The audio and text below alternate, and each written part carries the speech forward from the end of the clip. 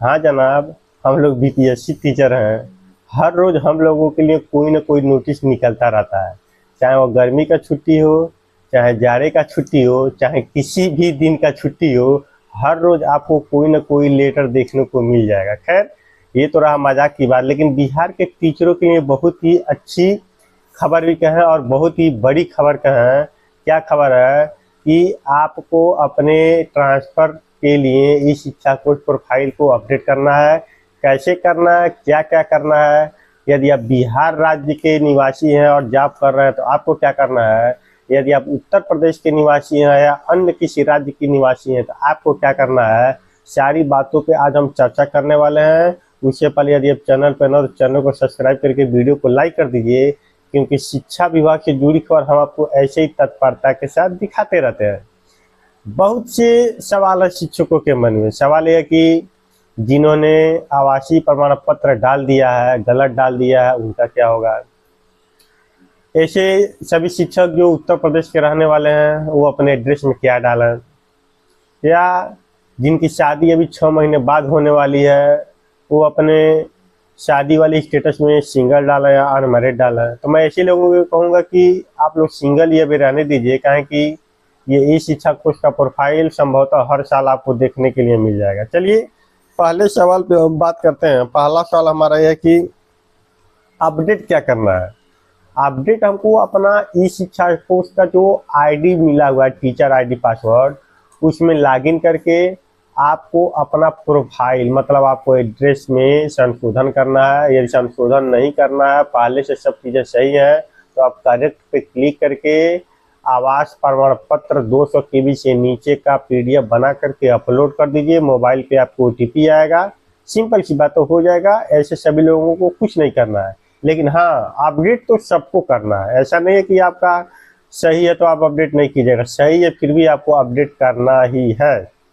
फिर है कि सबको करना है क्या? हाँ भाई साहब, मैंने अभी भी बताया कि यदि आपका ई शिक्षा कोश का प्रोफाइल पूर्ण रूप से सही है, फिर भी आपको अपने आवास प्रमाण पत्र का PDF 200 KB के आसपास बना करके आपको अपने ई शिक्षा कोश के प्रोफाइल में अपडेट कर देना है।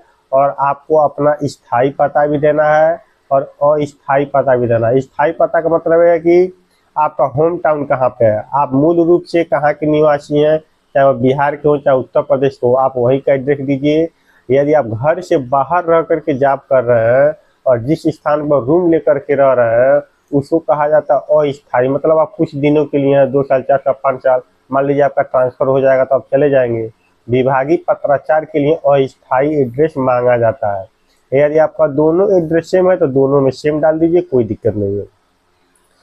फिर यह कि ट्रांसफर और ई शिक्षा कोश का आपस में क्या संबंध है, ये सवाल बहुत से शिक्षकों के मन में। आखिर ये जो अपडेट कराया जा रहा है क्यों कराया जा रहा है? क्योंकि अभी तो ट्रांसफर का मुद्दा जोरों शोरों से चल रहा है। तो मैं आपको बता दूं कि अभी बीच में एक खबर आया था ना कि इस बार का जो ट्रांसफर हो रहा है उसमें महिलाओं को अपना पंचायत नहीं मिलेगा और पुरुष शिक्षक साथी जितने भी हैं उनको अपना ब्लॉक नहीं मिलेगा। ऐसे में क्या होगा कि यदि जितने भी बिहार के शिक्षक हैं वो अपना ई शिक्षा कोश पे प्रोफाइल अपडेट कर देते हैं तो ऐसे में तो उनका पता चल जाएगा विभाग को कि आपका होम टाउन कहाँ पे है, आपका वर्तमान पोस्टिंग कहाँ पे है, आप रह कहाँ रहे हैं, चाहे पहले आप कहाँ रहते थे, सारी चीज़ें विभाग को पता चल जाएगा। मैं ये नहीं कह रहा हूँ कि इसी के हिसाब से सारी चीज़ें होंगी, लेकिन सुनने में यही आ रहा है कि अपडेट हो जाएगा। और ये जो सुनने में आ रहा है कि आपका पंचायत नहीं मिलेगा, ब्लॉक नहीं मिलेगा, संभवतः इसी से कुछ लेना देना है। लेकिन अभी भी चीज़ें क्लियर नहीं है कि क्यों कराया जा रहा। हो सकता है कि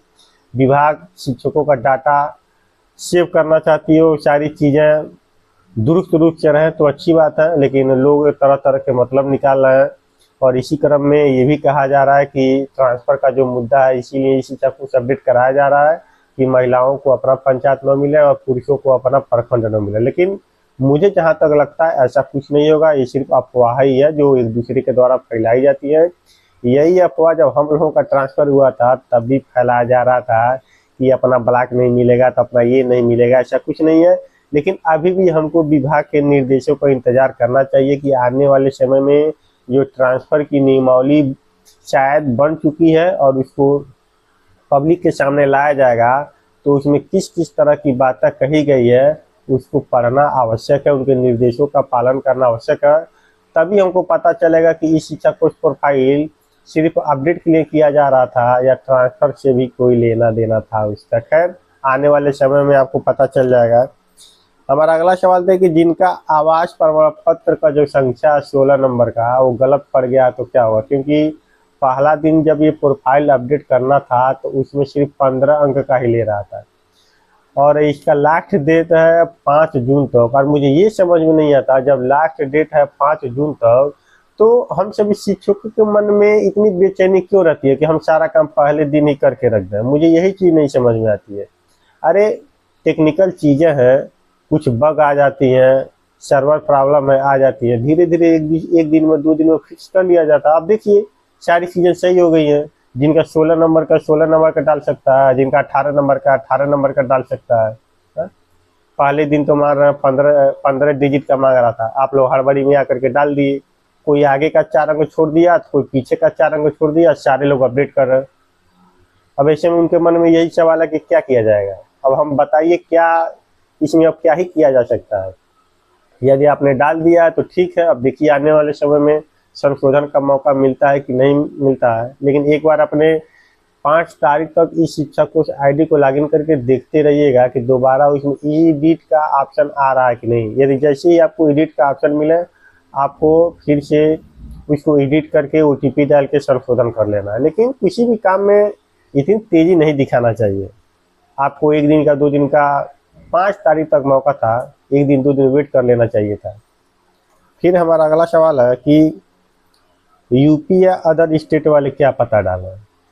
यूपी के हों चाहे बिहार के हों, ऐसे सभी शिक्षकों को स्थायी पता और स्थायी पता अपडेट करना है। अपने आवास का प्रमाण पत्र 200 KB के आसपास में डालना भी है। यदि आप अदर स्टेट के हैं तो आप, जैसे मान लीजिए आप उत्तर प्रदेश के हैं, तो आप अपने उत्तर प्रदेश वाले प्रमाण पत्र का नंबर डालिएगा, उसका PDF बना करके डालिएगा जहाँ के आप मूल रूप से निवासी हैं। और पत्राचार वाले में कहिए या अस्थायी एड्रेस में कहिए, तो इसमें क्या डालना है, उसमें मान लीजिए आपका पोस्टिंग मुजफ्फरपुर में या समस्तीपुर में है, तो जहाँ भी आप रूम लेकर के रह रहे हैं आप अस्थायी पता में वहाँ का एड्रेस आपको डालना है। लेकिन यदि आप कहीं के भी निवासी हों, मूल रूप से आपको जो प्रमाण पत्र अपलोड करना है वो अपने होम टाउन का ही प्रमाण पत्र अपलोड करना है। फिर है कि BPSC टीचर ट्रांसफ़र का इससे क्या मतलब है। जैसे कि मैंने बताया कि अभी सब लोग अफवाह ही उड़ा रहे हैं कि इस शिक्षा कोर्स जो अपडेट कराया जा रहा है इसका ट्रांसफ़र से ही लेना देना है। कि जितने लोग अपने स्थायी में डालेंगे कि मैं मान लीजिए समस्तीपुर का या मुजफ्फरपुर का रहने वाला हूँ और कोई ब्लॉक मान के चलिए, जैसे मान लीजिए बेतिया का रहने वाला हूँ और मैं पूर्व शिक्षक हूँ और बगहा ब्लॉक में पोस्टेड हूँ, तो इस शिक्षा कोर्स प्रोफाइल तो मेरा अपडेट हो गया। जब ट्रांसफ़र का लिस्ट जारी होगा तो मुझे बगहा ब्लॉक नहीं मिलेगा। ऐसे कैसे हो सकता है। ये सारी चीज़ें अफवाह है, कारण कि जब भी कोई चीज़ें होती हैं सही तो 2-4 लोग गलत न्यूज़ भी फैलाने की कोशिश करते हैं। खैर, यही बात है कि आपको अपना इस शिक्षा कोर्स प्रोफाइल अपडेट करना है और ये अपडेट सभी शिक्षकों को करना है, चाहे वो कोई भी शिक्षक हो, TRE1 TRE2 TRE3, विशेष शिक्षक, नियोजित शिक्षक, सभी को अपना इस शिक्षा कोर्स प्रोफाइल अपडेट कर लेना है। आपके मन में और भी कोई सवाल हो कमेंट में लिखिएगा, साथ में चैनल को सब्सक्राइब करिएगा। बहुत बहुत धन्यवाद।